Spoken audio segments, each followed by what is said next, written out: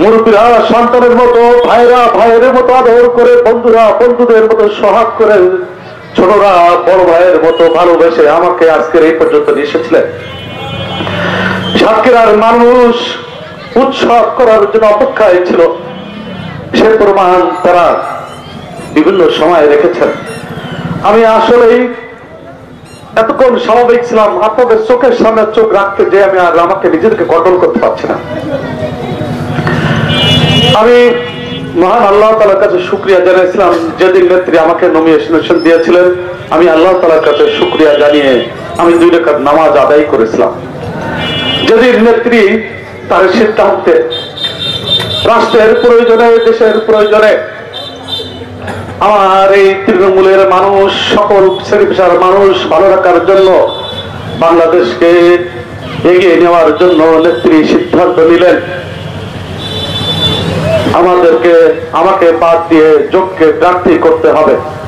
নেত্রী সেই সিদ্ধান্ত আমি মাথা পেতে নিয়ে এখনো আপনাদের মাঝ থেকে একটা সময়ের জন্য, একটা সেকেন্ডের জন্য আপনাদের মাঝ থেকে সরে যায় না।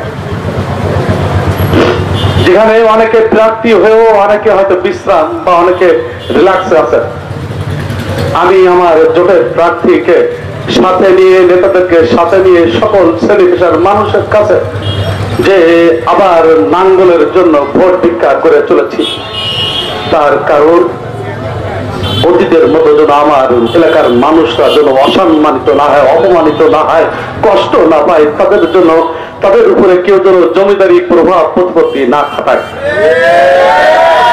আপনারা ভালো থাকলে, আমি দূরে থাকলেও আমি ভালো থাকবো ইনশাল্লাহ।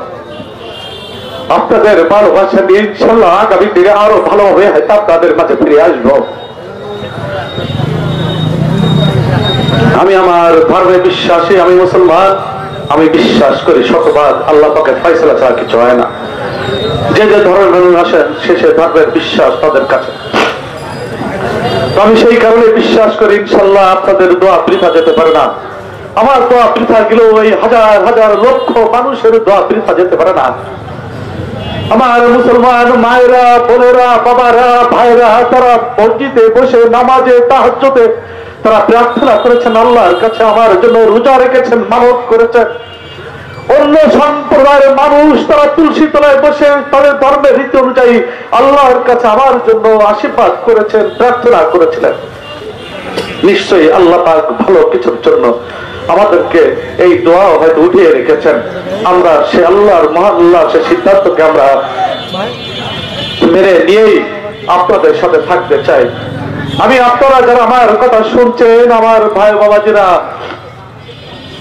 যারা সকল মানুষ এখানে উপস্থিত হয়েছেন, আমি আপনাদের কাছে বঙ্গবন্ধুর কন্যা জোট করেছেন সেই জোটের প্রার্থী আশরাফুজ্জামান আশু ভাই সহ আমাদের অনেক মানুষ এখানে উপস্থিত, নেতা উপস্থিত আছেন। এই লাঙ্গল প্রতীকে আপনারা ভোটটা দিবেন, আমার আকুতি এটি আপনাদের কাছে।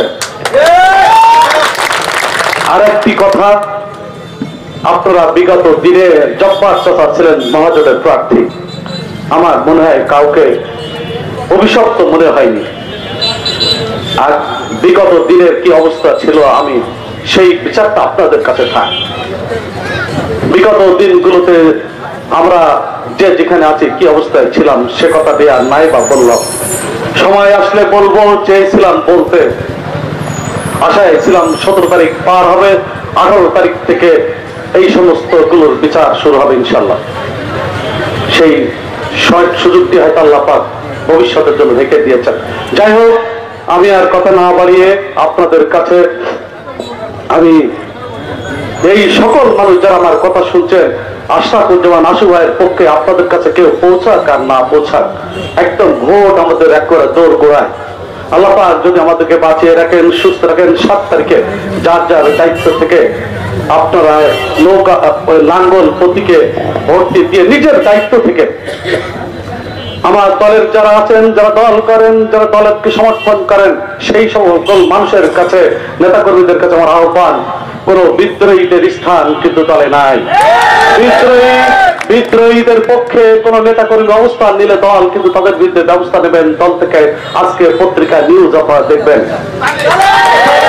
কোন যদি কোনো কেউ ভালো কাজ করে তাকে দল নমিনেশন না দিতে পারে, যদি দলের যে সমস্ত প্রার্থী থেকে বাদ দেওয়া হয়েছে তাদের আমলনামা যদি খারাপ না হতো তাদেরকে বাদ দিত? সুতরাং বঙ্গবন্ধুর কন্যা চেয়ে আমরা বেশি ভালো বুঝি। এই ঔদ্ধত্য যারা দেখাচ্ছেন তাদের কিন্তু বিচারের আওতায় আসতে হবে। বঙ্গবন্ধুর কন্যা সঠিক সিদ্ধান্ত দিয়েছেন, সাতক্ষীরাবাসী খুশি হয়েছিল। এখন জোটের সিদ্ধান্তে আমরা জোটের পক্ষে, আমরা আগামী দিন জোটের প্রার্থী এখানে আছেন, ওনার কাছে আমার একটাই দাবি, আপনাকে আল্লাহ পাক নিশ্চয়ই ইনশাআল্লাহ 7 তারিখে বিপুল ভোটে আপনাকে বিজয়ী করবে এলাকার মানুষ। কিন্তু আমার এই এলাকার মানুষকে আপনার শক্তি, সামর্থ্য, বুদ্ধি দিয়ে আমরা আপনাকে সহযোগিতা করব। যদি ইনশাআল্লাহ মাননীয় প্রধানমন্ত্রী আবারও সরকার গঠন করবেন, আমরা একজন সরকারি দলের কর্মী হিসাবে, একজন নেতা হিসাবে আপনাকে আমরা সহযোগিতা করব। আমার এলাকার মানুষকে ভালো রাখার জন্য সকল কিছু সামনে থেকে, আপনার পাশে থেকে এই সময়ের মতো আগামী দিনও আপনাকে আমরা সহযোগিতা করব। আমার এলাকার মানুষ যেন ক্ষতিগ্রস্ত না হয়, উন্নয়ন কর্মকাণ্ডের জন্য পিছিয়ে না পড়ে, সেই অতাশে আশ্বাস আপনি দিয়ে যাবেন। সকলেই ভালো থাকবেন, ইনশাআল্লাহ দেখা হবে আপনাদের সাথে আবারও আপনাদের সাথে অতীতের মতো ভবিষ্যৎ আগামী দিনও আপনাদের সাথে থাকবো, এই আশা, এই প্রত্যাশা ব্যক্ত করে যারা আপনারা আমাকে জন্য দোয়া করেছেন, কষ্ট করেছেন, শ্রম দিয়েছেন, যারা আমার কথা কষ্ট করেছেন, সকলকে আমি কৃতজ্ঞতা জানিয়ে, আমি সালাম জানিয়ে আমার কথা শেষ করছি। আসসালামু আলাইকুম ওয়া রাহমাতুল্লাহ।